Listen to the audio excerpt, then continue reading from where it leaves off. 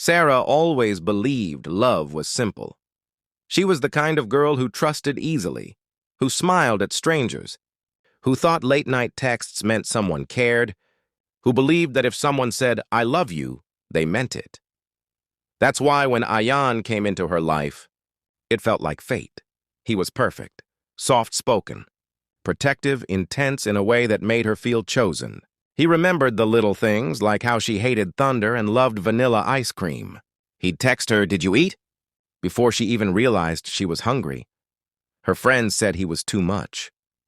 "He watches you like all the time," one of them whispered once. Sara just laughed. "That's because he loves me." At first, it was sweet. Then it became constant. Ayan wanted to know where she was, who she was with, why she didn't reply in exactly 5 minutes. He'd get quiet if she laughed too loudly at someone else's joke. He'd show up unannounced, smiling, but his eyes always scanning. "Just making sure you're safe," he'd say. Sara mistook control for care. One night, he invited her to his house. "I want you to meet the real me," he said. The words felt romantic, intimate, special. She wore her favorite dress.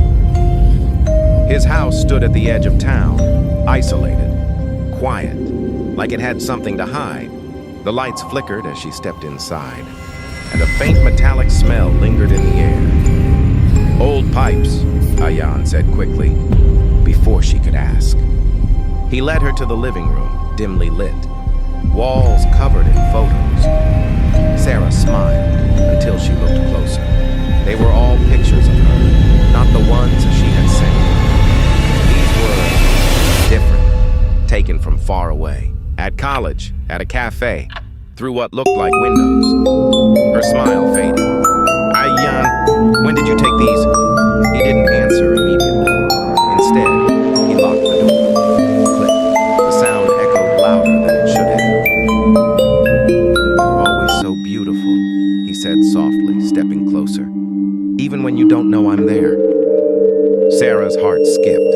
Not in love this time, but in something colder. Fear. "Ayan. This isn't funny." "I'm not joking," he whispered. "I've been watching you long before you noticed me." Her breath hitched. "What do you mean?" "I mean," he smiled, but it didn't reach his eyes.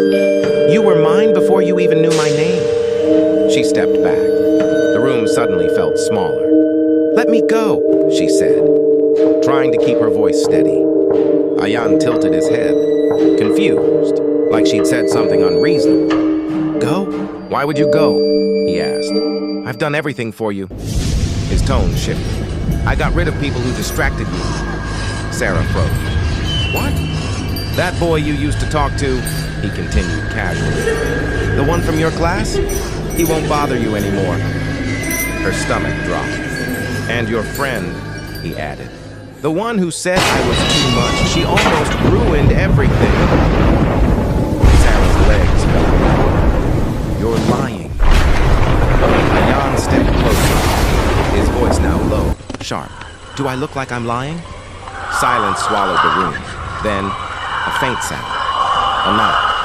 From somewhere inside the house. Sara's eyes widened. "Did you hear that?" she whispered. Ayan sighed. "They never stay quiet." "They?" He grabbed her wrist and pulled her toward a door at the end of the hallway. "No, Ayan, stop!" But he opened it anyway. The smell hit her first. Rotten, thick, suffocating. Inside the dim basement, shapes lay in the shadows. Not objects, bodies. Some still, some not. A muffled sound echoed from the corner. Sara screamed. "They didn't love me like you do," Ayan said behind her almost gently. "They lied. They tried to leave." He leaned closer, his breath cold against her ear. "You wouldn't do that to me." "What?" Tears streamed down her face. She whispered, her voice breaking. For a moment, he smiled.